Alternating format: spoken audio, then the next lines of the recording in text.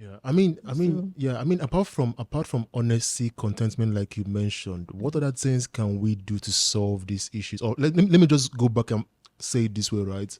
What challenges, first of all, do you think that plague our system? So, for example, I want to talk about sorting. I also want to talk about sex for grades as well. And I know it's difficult for you because you're in the system, so it's gonna be a bit hard for you to be 100% open with me and critique it the way I want you to. I will. But please, I would want you to go in deep on this. You issues. see, the problem is there is a complete breakdown currently in Nigeria, and I blame the family. The first time I invigilated JAMB in Unizik, parents almost stoned me for refusing them access to their words to bring in answers to some of the questions, which I didn't know how they got outside. And I insisted that not such thing will happen in that hall. After that, I stopped invigilation for JAMB. How do many of our parents behave towards their children? What do they sell to them as right or wrong? There was a conference we attended at Ouagadougou in 2010.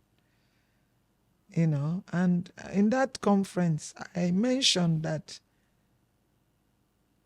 I think African countries, if they can, in order to show up the values in the system, women who can afford to stay home should be allowed to stay home, and government should give them allowances.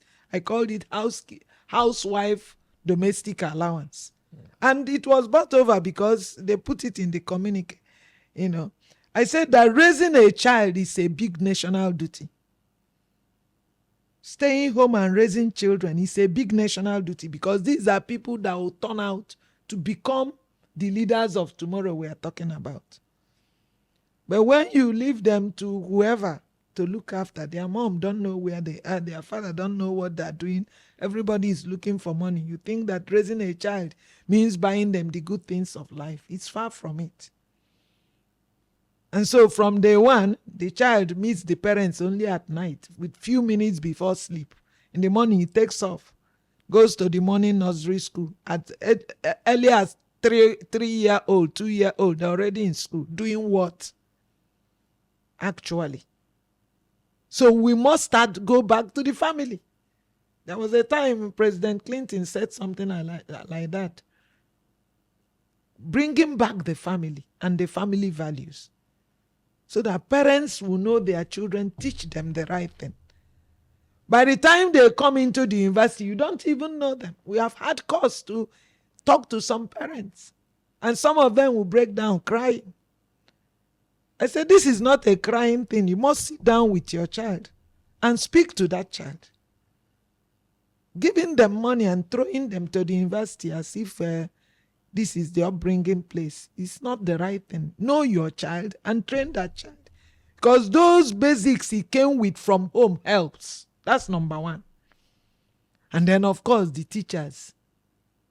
But a child with no moral background and comes in and eventually become a lecturer, what are you expecting? Of course. What will you expect? You will dish out what is inside. And most of the ones joining the universities are people from that level who had no proper home bringing. The background they had was weak. And no foundation. They also came from probably institutions where paying for marks was the order of the day. The day he becomes a lecturer, you think it's the normal thing to do. You demand students pay. Students meet me, and so on.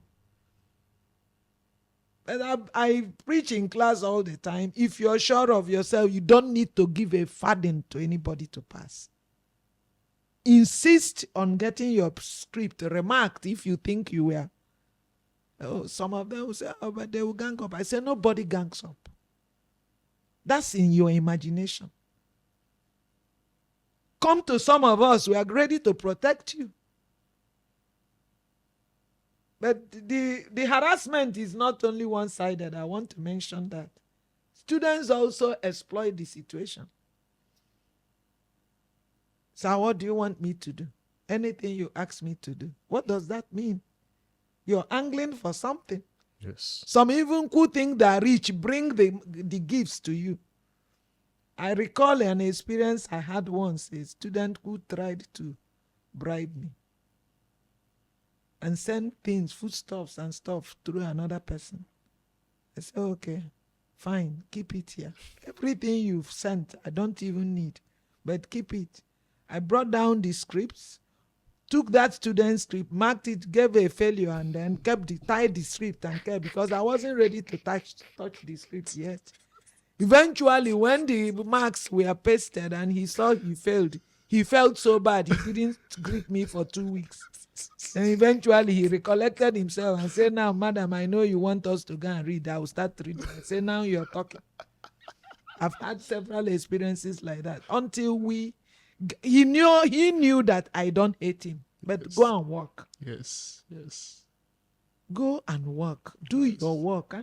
And at the end of the day, they're appreciative. By the time they now are happy, they've learned something.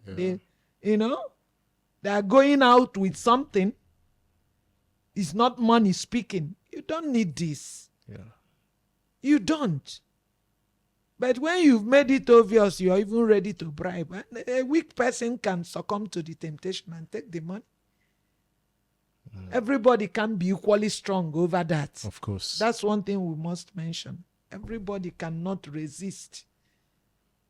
The young girls, how do they dress to class? You dress in such an insane manner to attract attention of your teacher. And then you say sexual harassment. It should be both ways. Sexual harassment is never one-sided most of the time. These girls go out of their way to ask for it sometimes. And then the man succumbs in temptation. Then you blame only him. So we must address it both ways, or look at each specific case as to what triggers it. But it's not in all cases it's the lecturer's fault. We must mention that. Just as not in all cases it's the student's fault. But we stand at a higher pedestal as a teacher to resist and to put these students, teach them what they should know. We are like their parents in school. So the measure with which you deal with a student is not the same measure with which you deal with a staff who succumbs to that kind of temptation. Because we should be held by higher moral standard. The word teacher is a very strong word. It shows somebody at a pedestal giving a helping hand to another person lower. So you can't fall. Otherwise, you can't lift. And I think that is the key to it, Yeah. Lecturers should be, the universities in a way, short-term measure, should create the opportunity for students who are oppressed in that manner to make a report without fear of being, targeted by anybody. It is very important. Yeah. It should create that avenue so they can make their reports and get the necessary protection. I've always told all my students, if you have such a problem, I'm here for you. I'll take up your case and I'll fight it. I've done it in the past and I'll do it again. The students belong to us as parents here. Their parents are not around, so we are the parents in school. Recently, I was called by a young man who said they were put into the cell by police and stuff. He had to come to me, sent a telephone message. I wrote, immediately I took over, calling every necessary help to get him out. Because as far as I'm concerned, we are the parents here. Okay? So.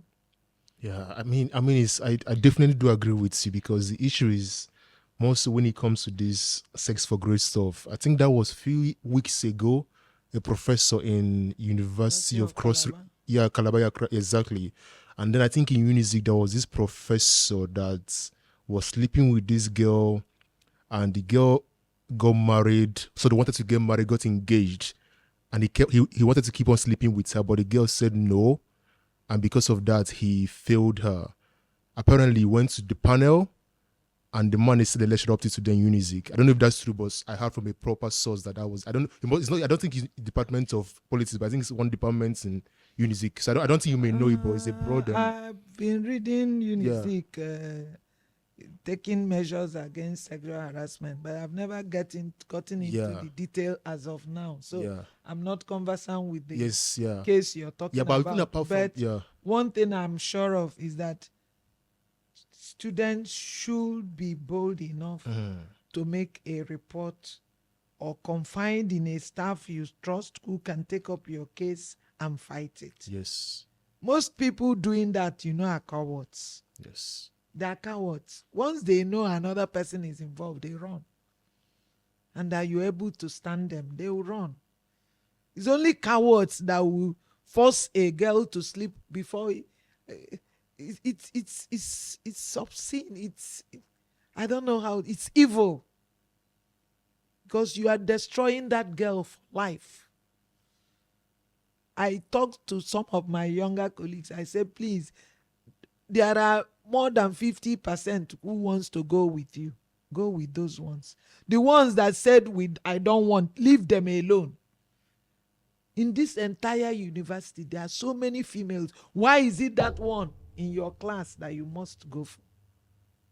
Leave them alone. If I catch you myself, I'll take up the matter myself, as if that girl is my child.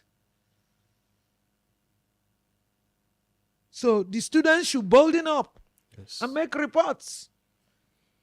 The problem is that some of them die in silence. They are afraid, that these lecturers will connive on everybody. It is not true.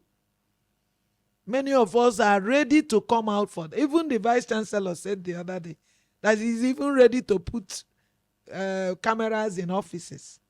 But that camera in offices may not even solve the matter because they can go outside. They meet in hotels and so on. But then the students should be bold enough. They should be bold enough and make reports. Lecturers should be suspended, dealt with, demoted, whatever. There's even a Nigerian law against such harassment. Of course. Police should take up the case. Yeah. So that people could have confidence that once they're inside the university, they're protected. That level of feeling and confidence. I was in the university for how many years? I've never had, as a student, I never had entertained that fear. None of my lecturers did. In fact, I saw them as fathers. And up to today, I visit some of them. They are aged now, and I visit them. Visit their wives, some of them that are late. Because they took me like their own children. So why wouldn't you do the same for other people's children? Yeah. So I think ASU as a body should also do some home,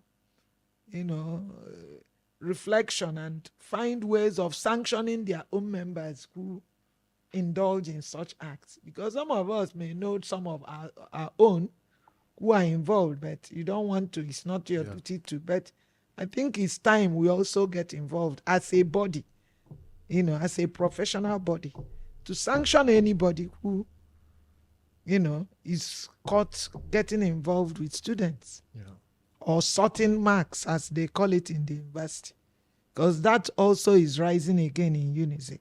Of course. The idea of purchasing marks. Yeah. And it's a sad situation. Yeah, no, I do agree with you because most times, obviously, because of my position in Unizik before, most people, they reach out to me and there's really nothing much I can do. But I really hope that with what you're saying now, they can listen to this and be like, not just in Unizik, students all over Nigeria and all over Africa. They can listen to this and be like, you're right, she's right. We need to speak up more. We need to not be afraid. We need to be unafraid. We need to be confident enough that there is one or two persons out there who can stand up for us. I think that's what is refreshing to hear you say that, because at least coming from your position, yes. They can look at you and be like, okay, she's a lecturer, she's a senior lecturer in Unizik, and she's saying these things, and they can be like, wow, it's possible that there can be a change somewhere, there can be a turnaround somewhere for them. So there's no doubt about that. Yeah. There's no doubt about that. Thank you for that.